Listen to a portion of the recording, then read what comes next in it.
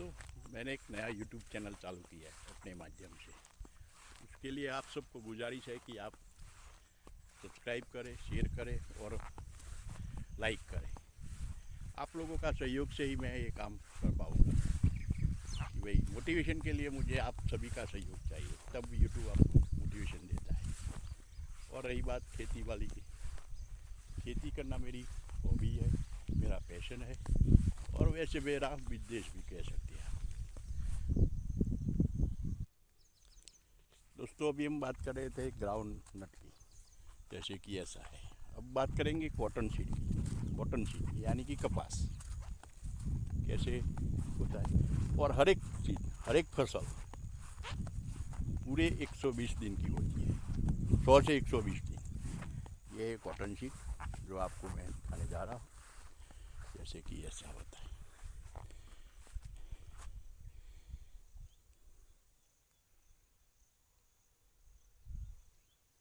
कैसे तैयार करना है, कैसे बोना है, बो के सभी फसलें बारिश के ऊपर ही रहते हैं। मैंने आगे भी बताया कि भाई घर में जब छोटा बच्चा आता है तो उसको पहले दूध पिलाना सिखाते हैं, फिर बोलना कि भाई माँ बोलो, पापा बोलो।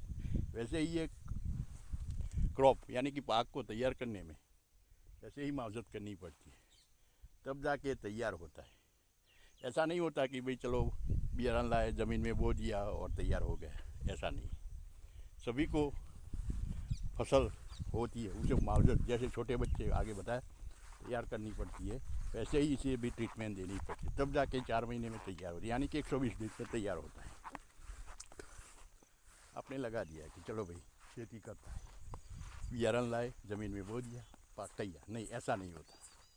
इसके लिए भी सभी बारिश, पानी, खाद, दवाइयाँ सभी की ज़रूरत पड़ती है।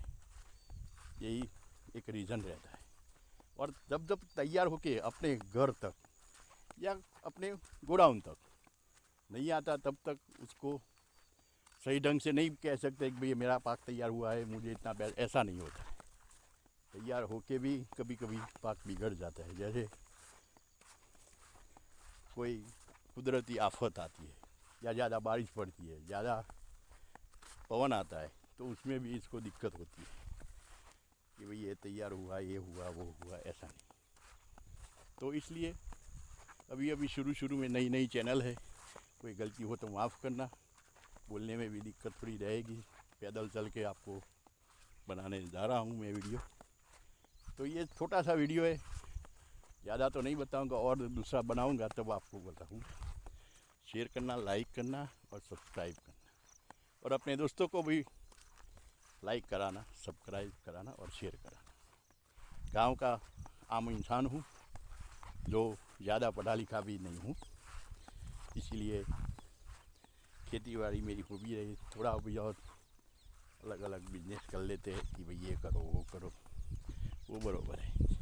सभी ने वैसे पाक है, जैसे कि ये मोठ बोलते हैं इसको, ये मोठ होता है, ऐसे ही तैयार होता है। मगर इसको भी तैयार करने में तो सभी को एक ही ट्रीटमेंट होगी, बच्चे जैसी कि बो दिया है, पक गया, ऐसा नहीं। आएगा, 4 महीने तक रहेगा, तैयार होगा, फिर इसको निकालेंगे।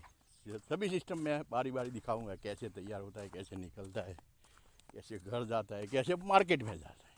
और हाँ, एक मेन बात, मार्केट का रेट उसके हिसाब से ही करना था। कोई भी फसल वो उसको, जैसे 1 एकड़ में तकरीबन 15 से 20 हज़ार का खर्चा आता ही है।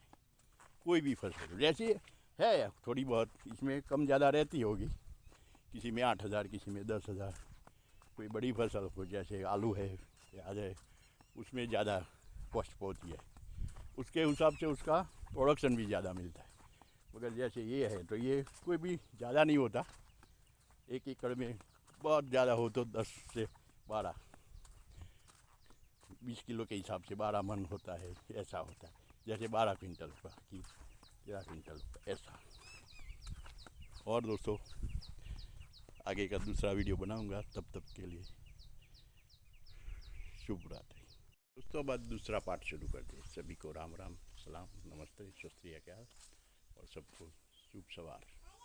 इसमें क्या चाहिए एग्रीकल्चर बनने के लिए, जैसे कि इक्विपमेंट चाहिए, कोई भी हो, मोबाइल हो तो उसको लिए चाहिए, कोई ऐसे बोर चाहिए, पानी चाहिए, ट्रैक्टर चाहिए, और ट्रैक्टर चलाने के लिए पीछे आगे छोटे बड़े ट्रेलर सभी इक्विपमेंट चाहिए। वैसे तैयार करने में ज़्यादा दिक्कत रहती है कि भाई ये चाहिए वो चाहिए। उसका कॉस्ट ट्रैक्टर का तकरीबन बड़ा वाला 8 लाख से 9 लाख तक का है, छोटा वाला 3 से 4 लाख का होता है। और साथ में पशुपालन भी रखना पड़ता है। अगर अकेली खेती करोगे तो नहीं आप सक्सेस हो जाओगे, इसके लिए पशुपालन भी साथ में रखना पड़ता है, जैसे कि बोर और साथ में इंसानों की भी ज़रूरत रहती है कि भाई काम करने के लिए उसको रहने और उसका रहने का बंदोबस्त करना पड़े, तो खाने पीने का सभी का बंदोबस्त अपने आप से ही करना पड़ता है। ऐसा नहीं कि भी बोझ गया है वो सब घर में आ गया, सब मुनाफा नहीं, उसकी कॉस्ट इतनी होती है। तो कभी कभी तो एक फसल का को नुकसान हुआ तो दूसरी फसल में से भरपाई करता है खेती का। वाह, खेती फसल अच्छी हुई, भाव कम हुआ तो भी बड़ा नुकसान हो जाता है। वैसे ही सभी में यही दिक्कत रहती है कि चलो भाई ये मानसून की सीज़न में ये पाक बो दिया, ये बो दिया, वो कर दिया, ये कर दिया, ऐसा नहीं है। उसको रखने के लिए, बनाने के लिए पानी की संग्रह करने की टंकी भी बनानी पड़ती है, सब कुछ बना के उसे देना पड़ता है। और रही बात दोस्तों, ये है होता है ऐसे।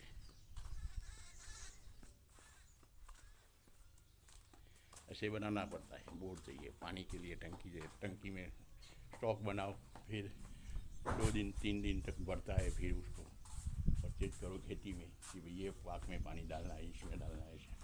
मानसून में ज़्यादा दिक्कत नहीं होती, मगर समर और विंटर में ज़्यादा दिक्कत रहती है।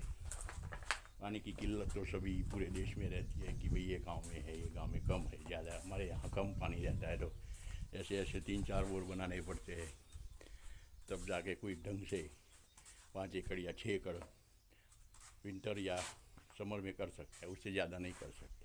चाहे कितनी भी ज़मीन हो, 5 से मार कर 500 हेक्टर तक ही क्यों ना, मगर इतना ही पानी रहता है।